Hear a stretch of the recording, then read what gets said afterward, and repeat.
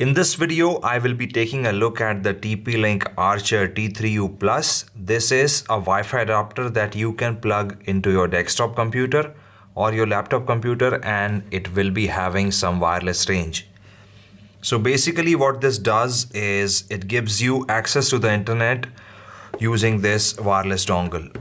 In this video, I will be just unboxing this device and will be showing you how it comes packaged, and later in the video we will be testing it out. So straight up we have a little manual thing. So it says for Mac OS you will need to connect it directly to the Mac, and then you will have to go to this particular website to download the driver. I guess Windows installation should be on the other side. So yes, for Windows you just need to connect it directly to a USB port as expected. Then you'll have to insert the CD to install the driver. But this is a pretty old school way of installing drivers these days. I guess they must have mentioned a website from where you can download drivers, but as far as I am aware, you don't need to download any drivers for this wireless device. So here is the device itself. I guess we'll just need to plug it in, and I don't think we'll need to install any other third-party or maybe any other TP-Link drivers. It will work just like that. So the device comes pretty well packaged. I don't think there is a problem. It has got some protective film covering it, and I will be removing it. So this is a USB 3 device, and we will be required to plug this in a USB 3 port, and that is what I will be doing in the upcoming part of the video. We are going to test this device. So as this is a wireless device, we will be testing some internet speeds over this device, and then I will be showing you the numbers using the wired connection on my computer. As far as other things that this device comes with, the features, it supports two different bands. You can connect it to a 2.4 GHz Wi-Fi and also a 5 GHz Wi-Fi.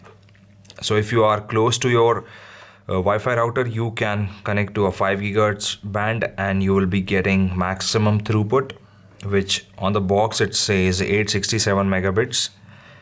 But using 2.4 GHz, you can be getting an output of about 400 Mbps. So if you have a 50 Mbps connection and if you are sitting a little far away from your router, then you can use a 2.4 GHz band. But in case you are close to your Wi-Fi router, then you should be using a 5 GHz band and you will be getting some really good speed numbers. But with all that said, it's time to have a look at how this device performs. So I will be going ahead and will be plugging it into a USB port on my computer. Finally, it's time to plug the device into the PC, and here I am using a USB 3 port, not a USB 2 port, because this device is capable of very fast transfers using USB 3. And just after plugging the device, all you need to do is click network and internet, and you will be able to see all the available networks. Just connect to your Wi-Fi network, and that is it. That is how you connect. And as you can see, this device is performing pretty nicely. I'm using a 100 Mbps connection and I'm getting speeds over 100, 103, 104 sometimes. Basically, this device performs exactly as it should. I have absolutely no complaints with the way it performs. It performs exactly like an Ethernet connection. This is the exact speeds I'm getting with my Ethernet 2. I'm going to show it to you later in the video. If you are someone who needs a Wi-Fi device for your laptop, maybe for your desktop in case your Ethernet port is not working, or it can be any other reason too, then this is a really good device for the money. There are more expensive Wi-Fi devices out there, but I think this is the device that is going to do it for most of the people. Here you can see the speeds using the Ethernet cable.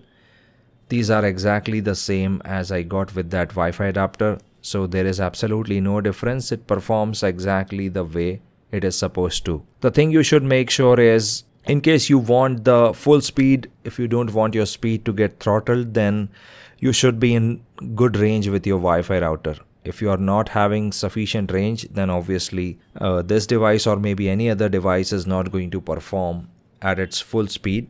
But this is a really good Wi-Fi adapter. I like it. I hope you found the video helpful and informative. And if you want to see more videos like this, then don't forget to subscribe. Comment down below in case you have any questions or queries, and I'm going to talk to you in the next one.